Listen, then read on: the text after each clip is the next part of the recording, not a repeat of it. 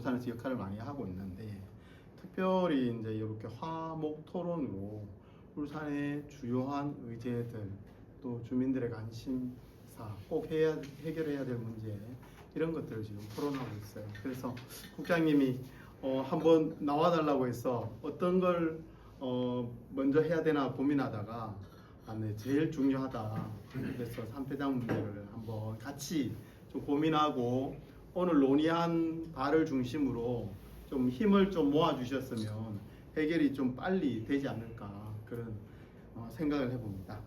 네, 한번 시작해 보겠습니다.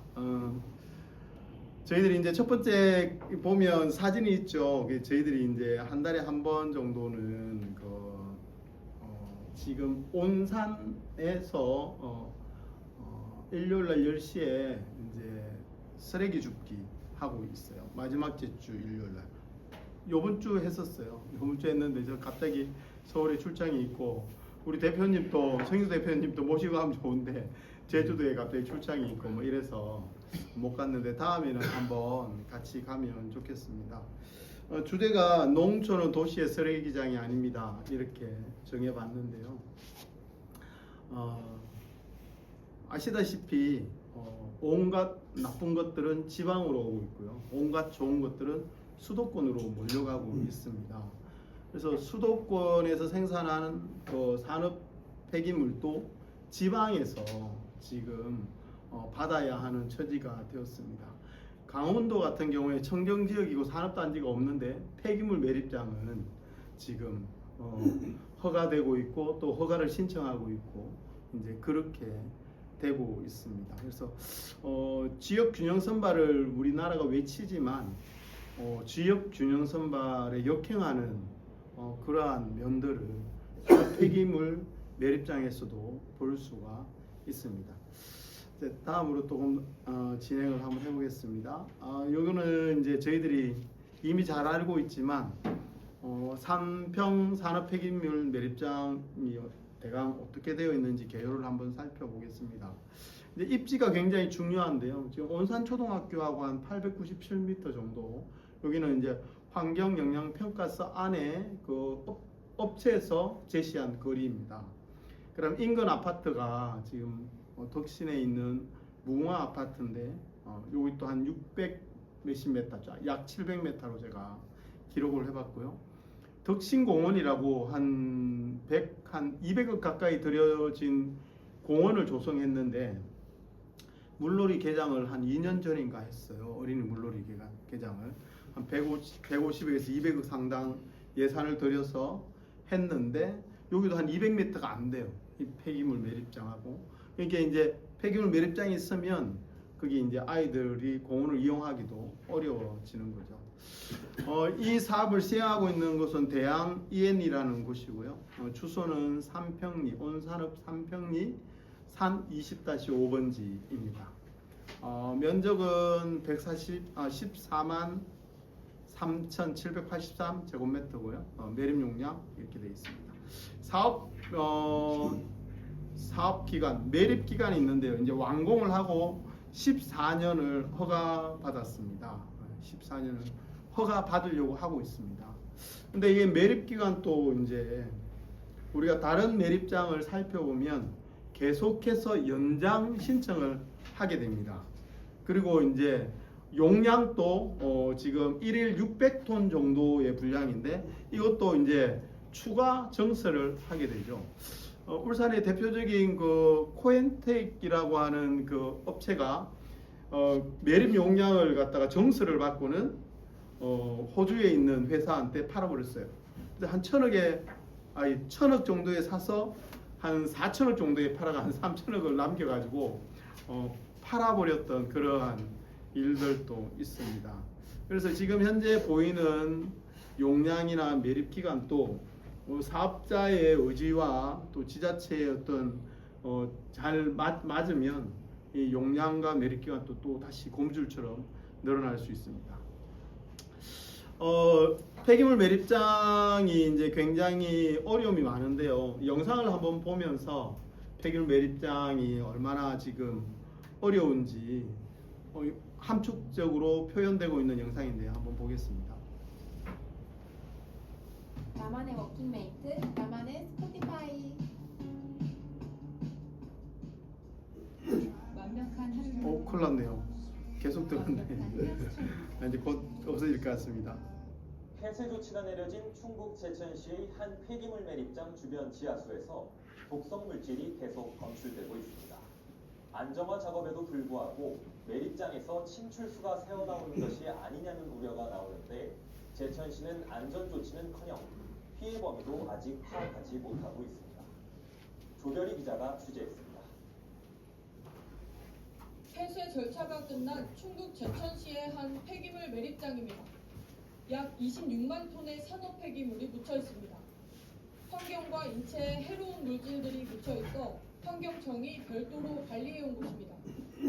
그런데 2006년과 2012년에 폭우와 폭설로 매립장을 덮고 있던 에어돔이 무너졌습니다. 더구나 매립장은 운영업체가 부도가 나면서 그대로 방치됐고 폐기물에 빗물이 흘러들어 주변 환경오염으로 이어졌습니다. 결국 환경부의 폐쇄 명령에 따라 원주지방환경청과 제천시, 충청북도가 2017년부터 예산을 투입해 폐쇄 절차에 들어갔습니다. 무려 5년 넘게 걸린 매립장 폐쇄 공사는 지난 2022년 12월에 마무리됐는데 문제는 끝나지 않았습니다. 매립장 주변에서 실시한 수질 검사에서 독성 물질이 계속 검출되고 있기 때문입니다. 2022년 수질 검사 성적서를 보면 매립장 주변 3개의 공사 지점 가운데 한 곳에서 염소이온과 시암, 페놀이 조사 때마다 기준치를 슬쩍 넘겼습니다. 침출수의 주성분인 염소이온은 기준치의 160배에서 200배 가까이 검출됐고 청산가리 성분으로 알려진 시암도 매달 검출됐습니다. 1급 발암물질인 페놀은 2022년 8월에는 기준치의 670배 이상 검출됐는데 5개월 후에는 기준치의 920배까지 수치가 점점 올랐습니다. 특정 위치에서 독성물질이 계속 검출되고 있는 건데 침출수가 유출되고 있는 건지는 정밀 검사를 해봐야 알 수 있습니다. 지난해 8월에는 3번 검사 지점 주변에 3곳을 추가로 검사했더니 2곳에서 염소이온과 페놀이 높은 농도로 검출됐습니다. 시민들과 환경단체는 매립장을 폐쇄하며 안정화 공사를 했는데도 침출수가 계속 흘러나오는 건 아닌지 의심하고 있습니다. 오랫동안 침출수가 외부 유출이 되었다. 그리고 현재도 계속되고 있다. 이 문제에서 말끔하게 해결되지 못한 상태에서 안정화 작업을 하다 보니까 현재도 침출수가 외부로 계속 유출이 되고 있지 않느냐. 지하로는 침출수가 새어나오지 않는다고 가정하고 벽을 세우는 공사를 한 건데 원래부터 폐기물을 감싸고 있던 차수막이 손상됐을 수 있다는 겁니다. 제천시는 지난 2022년 11월 시의회 업무보고에서 원인을 조사하고 대책을 마련하겠다고 밝혔지만 아직 정확한 원인을 파악하지 못하고 있습니다. 내년 국회시까지는 좀 종결 짓는 걸로 이렇게 합의를 했는데 좀 뭐 늦추실 수도 있을 것 같아요. 그거는 뭐 저희 감독을 하는 게 아니라. 전문가들은 매립장 지하에 고여있을 침출수를 하수 처리장으로 옮기는 작업이 시급하다고 말합니다. 지금 어떤 벽체를 다시 땜질을 한다든가 하는 것들이 쉽지 않기 때문에 지금 현재로서 제일 중요한 거는 침출수를 열심히 처리하는 게 제일. 하지만 폐쇄 과정에서 설치한 침출수 처리 시설은 2022년 말부터 지난해 10월까지 9개월 넘게 운영되지 않았습니다. 제천시가 예산을 마련하지 못했다면서 침출수 처리 시설 운영을 거부한 겁니다. 이 시설이 바로 침출수를 처리하기 위해 설치된 겁니다. 제천시가 운영을 거부한 사이 침출수 수위가 오르자 한국환경공단이 다음 달까지 응급 가동하고 있습니다. 문제는 그 다음입니다. 매립장 주변 지하수에서 독성물질이 계속 검출되는 상황에서 매립장을 관리할 재원 문제도 제대로 해결되지 않고 있기 때문입니다. 제천시는 민간 사업자가 떠나버린 이 매립장을 30년 넘게 관리해야 합니다. 단비뉴스 조별입니다. 네, 이 매립장 문제를 단적으로 보여주는 건데요. 이거는 지금 사실은 곰이 한 마리가 이런 사례는 제천뿐만 아니라 엄청나게 많이 있습니다. 온 곳곳이 이런데 지금 이제 이 업체가 부도가 나고 이제 떠나버리고 난 뒤로 아까 안정화 작업을 그 이제 매립장이 뭐 침출수 안 나오도록 안정화 작업을 하는데 98억이 들었대요. 그런데도 지금 계속 나오고 있는 거죠. 그런데 이걸 이제 언제까지 해야 되냐면 향후 30년, 최대 30년 매립 이제 저희들이 허가한 거는 보통 일반적으로는 최대 30년까지 하는 걸로 저희들이 이해하고 있거든요. 그렇지만 30년 지나고 또 나오면 그때도 해야 되는 겁니다. 그래서 이제 보통은 그 민간업자들한테 20년 혹은 30년까지 최대 30년까지 이걸 안정화 작업하고 시설을 유지해야 하는데 대부분 그 업자들이 부도를 내고 떠나는 거죠. 그래서 만약에 지금 올해 500억의 흑자가 나면 이 주식회사들이 배당을 다 하는 거예요. 계속 배당을 해가지고 마지막 그 이제 매립이 지금처럼 울산이 14년간 매립이 완료되고 그 뒤로부터 관리해야 될 때쯤 되면 돈이 없는 거죠. 계속 배당을 하고 그래서 이제 그런데 부도 내고 가면 누가 하냐면 방금처럼 제천시에서 하는 거예요. 제천시는 지금 환경공단하고 제천시하고 뭐 비율로 하자, 환경공단이 돈 내라 뭐 이렇게 하는데 아까도 제천시가 9개월 동안 관리 안 했다 하는데 그러니까 이제 방법이 없는 거예요. 국비나 시비를 나누어서 뭐 5대5로 하든 6대4로 하든 다 세금으로 이 모든 부담을 안고 가는 거죠. 그래서 뭐 추후에 또 이야기하겠지만 말 나온 김에 이 매립장은 공공이 운영을 해야 한다. 민간에 맡겨서는 이게 욕심이 생기잖아요. 돈을 한 20년 잘 벌었는데 그 다음 20년을 이제 벌는 돈은 없고 돈이 이제 투자되어 가고 침출수 나오면 그 어디서 나오는지 지금 못 찾는 거잖아요. 98억을 들여도 어디서 나오는지 못 찾아가지고 뭐 그 1급 발암 물질인 페놀이 980배 나오는데 도대체 어디서 구멍이 났는지 못 찾는 거거든요. 근데 돈 벌 때는 좋지만 추후에 관리는 부도 내고 도망가고 회사 팔아 넘기고 결국은 지자체가 이제 안게 되는 거죠. 일본은 법인이 한 3분의 1 내고 지자체가 또 나머지 돈을 내고 이렇게 해서 공공의 영역과 이제 그 법인이 함께 운영하는 방법을 사용하고 있고 미국은 처음 이제 매립하는 순간부터 돈을 현금으로 받는데 이 관리비를 그래서 관리비를 왕창 받아가지고 나중에 문제되고 날라가도 이 관리비로 이제 이걸 해결할 수 있도록.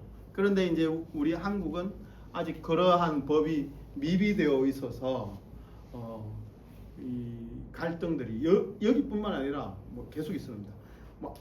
최근에 이제 보면 장생포에서 이제 침출수가 나오고 있어요. 매립장이 지금 막 운영되고 있고 시는 뭐 영업 정지 이렇게 내리고 있는데 이 사람들은 소송을 붙는 거예요. 그 시 말을 듣는 것이 아니라 소송을 붙어가지고 한쪽 법원은 매립장 책임이다 하고 판결을 내고 또 다른 법원은 야 이게 성분이 정말 매립장에서 나온지 정확하게 이게 밝힐 수가 없다. 뭐 이런 이제 이중적인 판단을 지금 울산 남구에서도 하고 있거든요. 그래서 민간에 맡겨 놓았을 때 민간이 이익을 따라서 회사를 운영하다 보니 책임이 굉장히 약해지고 그 이후에 많은 책임은 지자체와 또 내가 낸 세금으로 국민의 세금으로 이 일을 진행하고 있는 겁니다. 자, 한번 봅시다. 폐기물 매립장은 이제 황금알을 낳는 거이라고 그렇게 이야기하고 있어요. 그래서 많은 대기업들이 지금 폐기물 매립장 사업에 뛰어들고 있는데 지금 순수익이 보통 50% 이상 정도 된다고 해요. 뭐 60%, 70% 이렇게 말하기도 해요. 그렇게 굉장히 많은 이익을 내는데 이 사람들이 주로 보면 이렇게 행정처분을 받고도 계속해서 뭐 특별한 뭐 그 어떤 하는 척만 하는 거지 이 업을 계속 유지해 가는 거죠. 울산에도 지금 폐기물 매립장이 거의 포화 상태거든요. 근데 허가 난 업체는 몇 군데 안 되는데 그 업체를 영업 정지까지 때리기 굉장히 어려운 점이 허가 취소 이렇게 하기가 어려운 거예요. 왜냐하면 폐기물 매립장은 계속 발생하고 있고 지금 받아줄 때는 얼마 없으니까. 그래서 이렇게 행정명령을 받아도 그냥 이렇게 무심히 넘어가는 그러한 경향성이 있고요. 지금 여기 10년간 행정처분 현황 이렇게 돼가지고 13개 업체를 조사해 보니까 33개 업체를 조사해 보니까 행정처분을 받은 업체가 지금 17개 50% 넘는다 이렇게 이야기하고 있고요.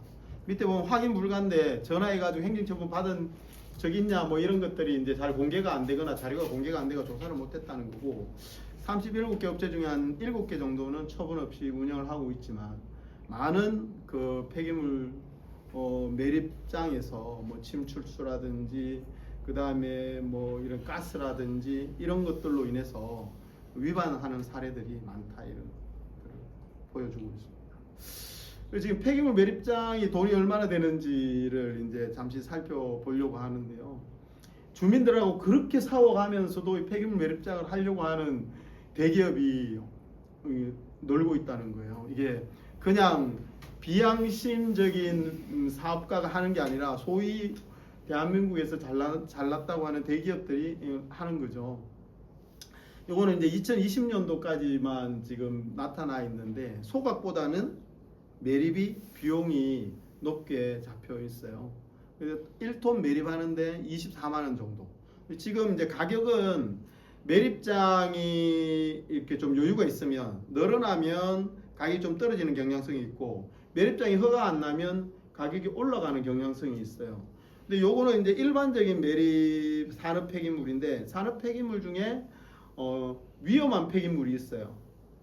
폐유라든지 그 다음에 의료 폐기물 있잖아요, 그죠? 병원에서 나오는 거 이런 것들은 톤당 뭐 60만 원, 뭐 100만 원 이렇게까지도 지금 올라가고 있어요. 그럼 요걸 이제 우리가 3평 그 매립장 지금 우리 덕신에서 하려고 하는 거기를 계산을 해봤는데 밑에 조그맣게 써서 잘 보일지 모르겠어요. 1일 매장할 수 있는 게 600톤이거든요. 톤당 24만 원을 잡았을 때 20년 기준으로 24만 원을 잡고 365일을 매립하면 525억이에요. 근데 요게 이제 허가가 14년이거든요.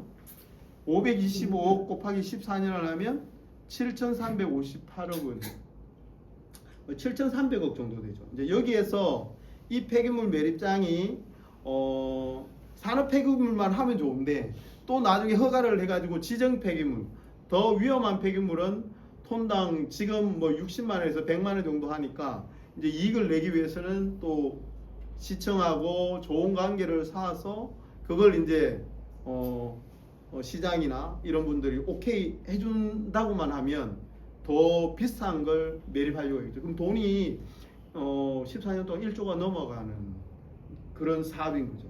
그래서 지금 3평에 목숨을 걸고 지금 하려고 하고 있고 지금 주민들은 또 뭐 이게 돈은 잘 모르지만 우리 생활이나 이런 것들을 지키기 위해서 우리 자녀들을 지키기 위해서 그렇게 지금 하고 있습니다. 이게 전국적인 상황입니다. 최근에 봉화에서 폐기물 매립장을 지금 이제 허가하려고 신청을 했는데 봉화 군수가 인터뷰를 어떻게 했냐면 최근에 매립장이 허가되면 1호 매립물은 봉화 군수다. 내가 매립 당할 거다. 절대로 못 한다고 말을 하는데도 이 업자들은 그 이제 끊임없이 이렇게 하려고 하고 있고요. 정확한 기준 없이 그 허가를 반려하면 패소합니다. 지금 울산도 패소했더라고요. 신한중공업에서 그 안에서 그 폐기물 매립을 하려고 하는데 울산시가 공공 폐기물 매립장을 할 거니까 필요 없다. 이런 식으로 이제 이유를 세진중공업인가 신한중공업인가 하여튼 저기 뭐 덕신에 있는 건데 그렇게 이제 그 반려를 했는데 행정소송위가 이겼어요.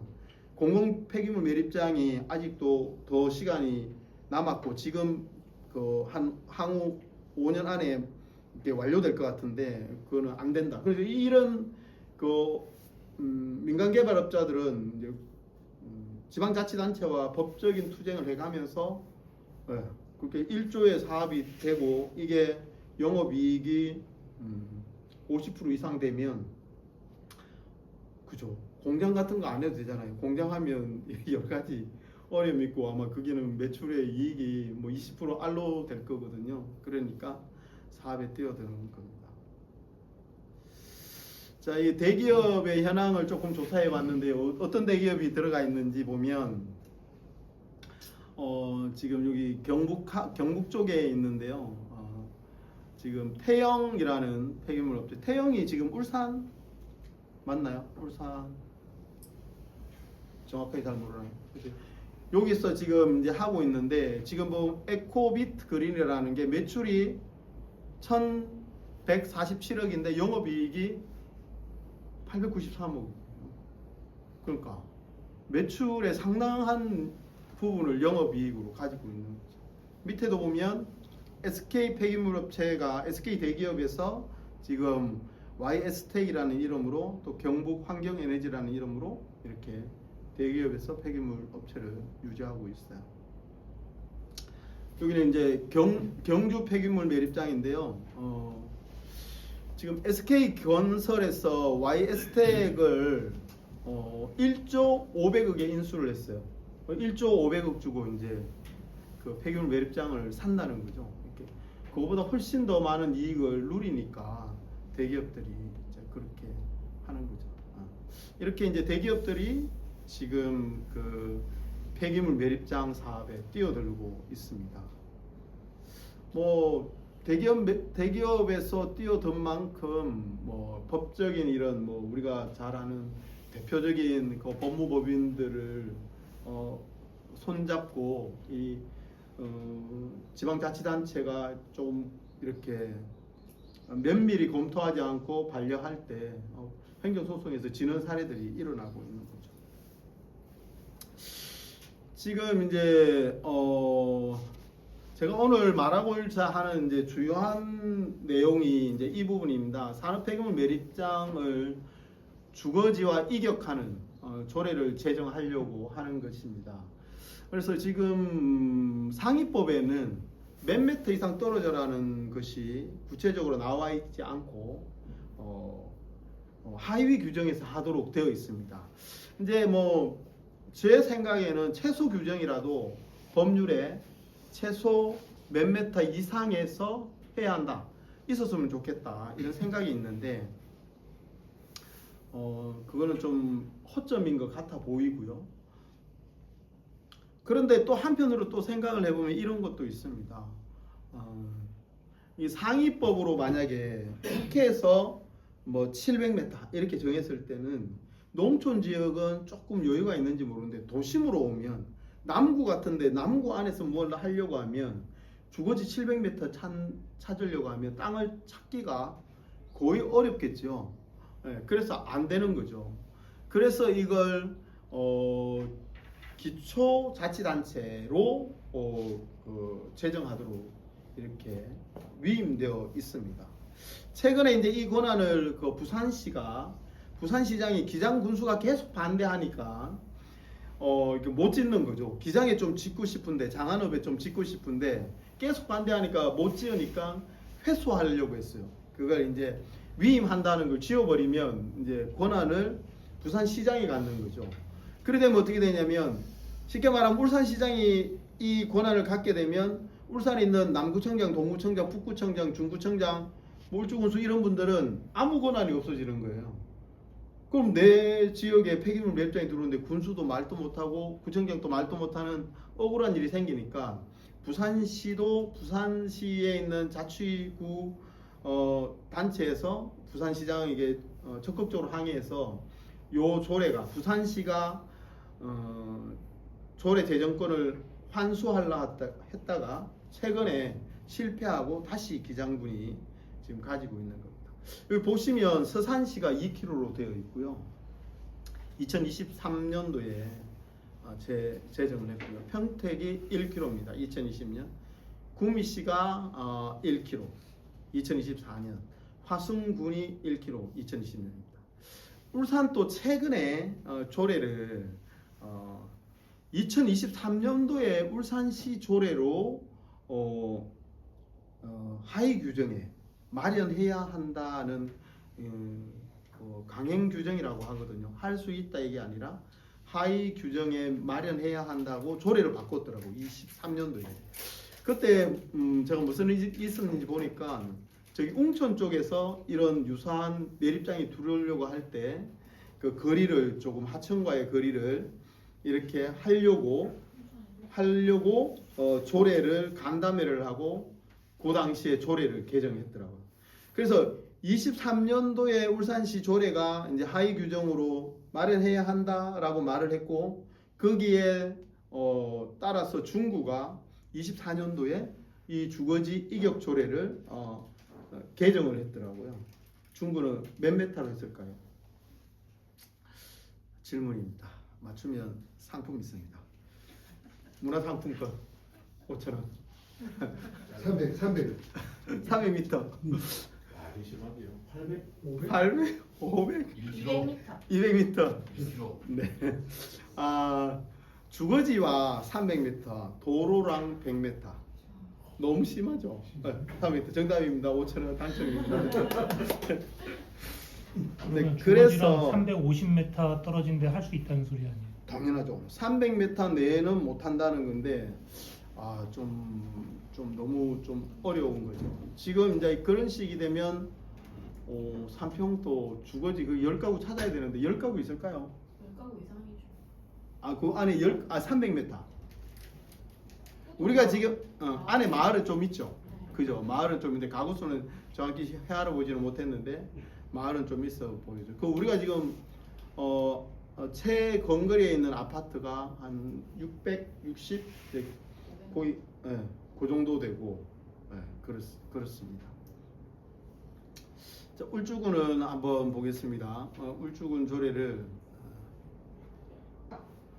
여기 위에 보면 사진 또 계속 나오는데 울주군 감사 청구하는 사진이 있습니다. 지금 거기 나물주에 계신 우리 삼패장 반대하는 우리 학부모님들하고 울주군이 똑바로 해라고 이제 감사 청구하고 이제 그런 어떤 일들이 있었습니다. 작년에요. 울주군 도시계획 조례를 개정해야 되는데 이게 지금 현재 거리를 법률로 안 하고 조례를 하는 게 당연하거든요. 왜냐하면 동구 같은 데는 뭐 집이 다 있기 때문에 그냥 뭐 50m도 잘 안 되잖아요. 그렇기 때문에 각 구청마다 군마다 이걸 제정하는 건 너무 당연한 일이에요. 그래서 기초자치단체가 이 거리를 제정하라고 말을 해놨는데 많은 기초자치단체들이 제가 볼 때는 한 250개 정도 중에 50개도 안 되는 것 같아요. 이걸 거리를 제한해 놓은 데가 많이 그냥 조례가 없어요. 그러니까 자원순환시설을 어떻게 지어라 어디에 지어라는 규정이 없기 때문에 없다는 말은 아무데나 지어도 된다는 말이에요. 바로 집 앞에 지어도 법에 위반이 안 되는 거죠. 그래서 정말 많은 대기업들이 엄청나게 많은 지금 곳에서 이 사업을 진행하고 있는 겁니다. 울주군도 역시 없어요. 울주군도 없고 남구도 없고 동구도 없고 중구도 없고 중구만 있어요. 중구만 작년에 300m 했고 다 없어요. 그러니까 우리도 지금 5개 중에 한 군데 그러니까 20%밖에 안 되어 있는 거잖아요. 거의 지금 상황이 그래요. 그래서 개정의 주요 내용은 매립장과 주거지가 2km 이격을 하려고 하고 있고요. 4번 보면 개정 방법이 있어요. 개정 방법. 군수가 직접, 집행부가 직접 발의하는 방법이 있고 의원이 발의하는 방법이 있고 주민 발의하는 방법이 있어요. 그래서 이제 지금 군수는 안 해줄 것 같고 의원들에게 지금 현재 시도하고 있는 겁니다. 근데 이게 안 되면 이제 주민 발의해야 되는데 주민 발의는 저희들이 살펴보니까 울주군 주민 2,696명. 지금은 조금 약간 왔다 갔다 할 수 있는데 인구 왔다 갔다 하니까요. 이 서명해야 되는 거예요. 이렇게 주민등록 번호까지는 안 줘도 되고 생년월일까지 해서 서명해서 발의하는 방법이 있습니다. 지금 이제 그림 보면 옆에 계속 이렇게 피켓팅 하고 있는데 저희들이 3월 달부터 다시 시작하기로 했는데 이제 조례 안 되면 이제 계속 이제 또 피켓팅을 또 계속 가열차게 해야 될 것 같습니다. 근데 조례가 제가 볼 때는 굉장히 중요하다고 보는 게 이게 지금 조사를 해보니까 이 사람들이 멈추지를 않아요. 어떤 지역을 딱 타겟해놓고 뭐 매립장을 하려고 했잖아요. 그럼 계속 반대되면 좀 있다가 한 2년 뒤에 또 소각장을 또 들고 온다든지 계속 와. 그래서 이게 한 번 하고 포기하는 게 아니라 왜냐하면 이게 돈벌이가 너무 잘 되니까 그래서 조례를 제정을 해놓는 게 그냥 안심하게 살 수 있는 그런 것 같아요. 그래서 좀 어렵지만 조례 제정을 해야 할 것 같다 이런 생각을 하고 있습니다. 이제 도시계획 조례 내용인데요.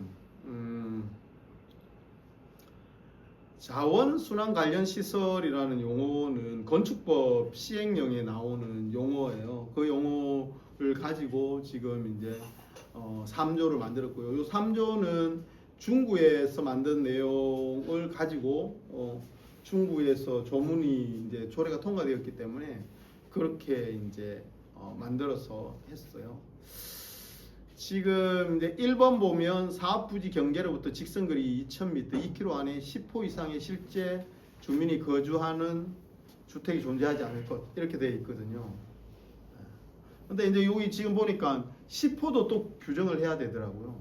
집이 10개 있지만 뚝뚝뚝 떨어져 있으면 안 되고 뭐 벽과 벽 사이에 50m 이런 규정이 또 있더라고요. 그래서 이게 10호가 이렇게 이 주거지로 모여 있는 게 아니고 뚝뚝 떨어져 있을 때는 이걸 볼 건가 안 볼 건가 이런 것도 이제 시비가 되나 봐요.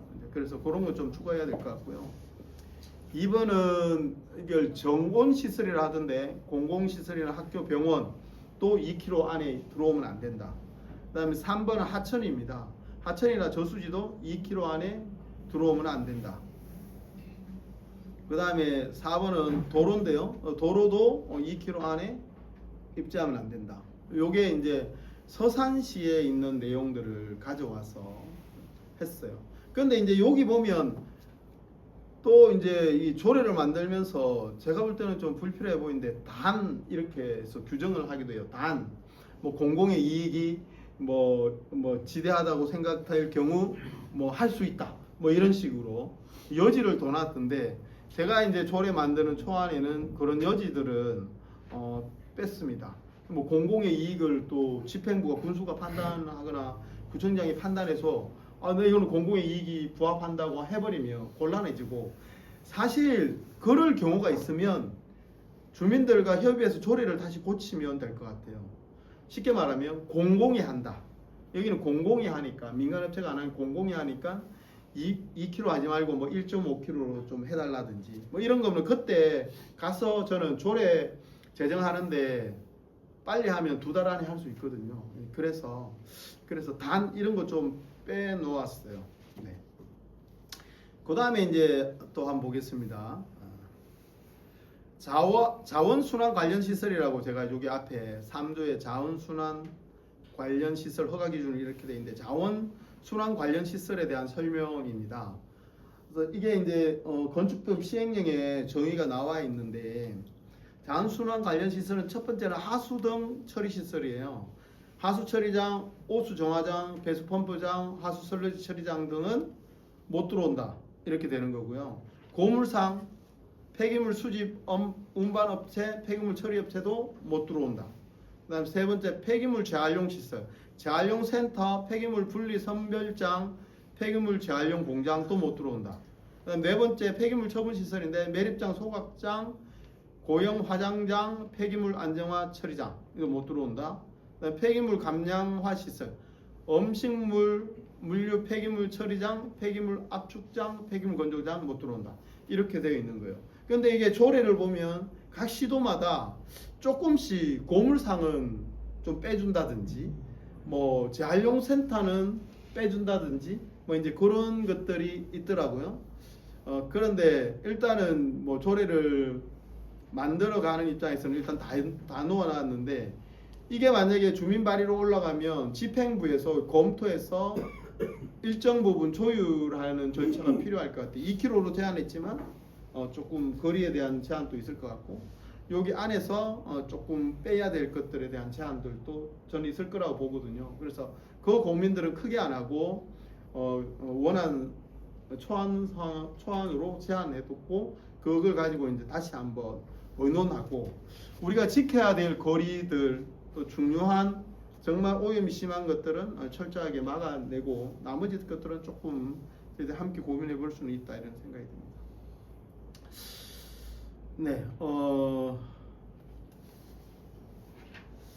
이제 이게 거의 마지막인데요. 여기 또 이제 제가 지금 함께 고민해야 될 지점이 굉장히 많이 있는 건데요. 폐기물 발생지 책임 원칙이에요. 근데 폐기물 지금 생활 폐기물 있잖아요. 생활 폐기물 우리 집에서 쓰는 폐기물은 발생지 책임 원칙이에요. 남구에서 나온 쓰레기는 남구에서 처리하는 거예요. 우리가 경주에 있는 생활 쓰레기 봉투 가져오지는 않거든요. 수거하지 않거든요. 그래서 생활 폐기물은 주로 지자체가 책임을 지고 자기 지역에서 처리하고 있어요. 그런데 산업 폐기물은 발생지가 책임지지 않아요. 서울에서 나온 경기도에서 나온 폐기물은 전국으로 다니는 거예요. 전국에 문이 열려 있는 거죠. 근데 생활 폐기물은 집에서 나온 거는 울산 안에서 해결해야 돼요. 다른 동네로 못 넘어가요. 근데 이게 민간이 하면서 내가 그 삼평의 폐기물 매립장을 열었는데 전국의 손님을 다 받고 싶은 거죠. 그래서 이 규정을 없애버린 거죠. 폐기물 처리업자들이 충청도에 세우고 경기도 거 다 받을 수 있으니까 문제가 더 어려워지는 것 같아요. 그래서 폐기물을 발생한 데서 책임 처리할 수 있도록 하는 것이 지금 굉장히 중요하다. 이거는 법률로 좀 제한할 필요가 있다. 이런 생각이 듭니다. 여기에 이제 전기를 비추어 보면 또 이래요. 전기를 비추어 보면 용인의 반도체 클러스터를 지금 막 짓고 있는데 그게 원전 뭐 한 10기 정도의 전기가 또 필요한 거예요. 반도체 클러스터에 또 전기가요. 울산에 2개, 뭐 부산에 2개, 또 뭐 어디 뭐 저기 전라도 쪽에 2개, 동해 쪽에 2개 이렇게 해야 하거든요. 그러니까 전기가 필요한 곳에 원자로를 지어가지고 전기를 생산해야 하는데 지금 폐기물도 지방에다가 맡기고 또 위험한 이거 원자력도 지방에 맡기고 이런 지금 구조가 계속 고착화되어서 수도권에 비해서 우리 지방이 살기가 자꾸만 어려워지고 지역 균형 발전도 어려워지는 그러한 어려움이 있는 거죠. 그래서 발생지 책임 원칙 이런 게 좀 법률로 해서 폐기물이 시도를 못 넘어가도 혹은 아니면 뭐 광역화해서 뭐 경기도와 충청권 뭐 충청권 전라권 부울경 뭐 이제 요 정도로 하든지 오늘 좀 법제화가 필요하다 싶고요. 그다음 지자체 책임 있는데 공공 매립장을 울산에서 하겠다고 지금 말하고 있어요. 그래서 이런 공공 매립장이 필요하다. 민간이 하는 매립장은 굉장히 어려움이 많이 있으니 공공이 할 수 있도록 그렇게 좀 했으면 좋겠다. 그렇게 말씀드리고 싶습니다. 그리고 지역의 협력 이런 것도 굉장히 중요하고요. 시민 참여 또 시민 감시 활동 이런 것도 굉장히 중요합니다. 이 자료를 막 찾으면서 한 가지 조금 제가 지역 협력과 관련해서 조금 의문이 되는 지점이 있었어요. 그 온산에 폐기물 들어오면서 이 폐기물 매립하시는 분들이 각 마을마다 1억씩 주겠다. 38억 뭐 이런 제안을 하고 뭐 발전 기금을 내겠다 이렇게 하면서 주민들이 투표한 적이 있었어요. 그래서 38개 마을 주민 이장들이 투표한 적이 있었는데 그 투표에서 보니까 20대 찬성 20, 그 다음에 반대 15, 기권 3 이래가 그렇게 나왔더라고요. 그런데 그때 인터뷰 하시는 분이 이게 3분의 2가 안 되어서 부결되었다 그렇게 인터뷰를 하고 그 뉴스가 그렇게 끝나더라고요. 그래서 저희들이 알고 있을 때는 다수결로 해가지고 가결되었다 그렇게 해서 그 낙동강유회청에 주민들의 동의를 받았다고 그렇게 서류를 넣은 걸로 알고 있는데 그 뉴스 울산 뉴스에서는 부결된 걸로 그렇게 인터뷰하더라고요. 그래서 3분의 2가 안 돼가 부결됐다. 다시 한 번 더 우리가 살펴봐야 될 문제이긴 한데 폐기물 업자들이 이렇게 이장 몇 명이나 혹은 또 어떤 동네를 볼게 새마을에 이런 데 가가지고 그 사람들하고 투표해가지고 찬성이 많이 나왔다 이래가지고 주민이 동의받았다고 그 서류를 환경청에다가 넣어서 동의되었다고 이제 그렇게 사업을 진행을 하더라고요. 그래서 폐기물과 관련되어서 지역의 책임, 또 국가의 책임, 또 시민들의 감시 이런 것들이 여전히 중요하다. 다시 한번 고민해 볼 지점이 있다 이렇게 생각이 됩니다. 이상으로 발표를 마치겠습니다.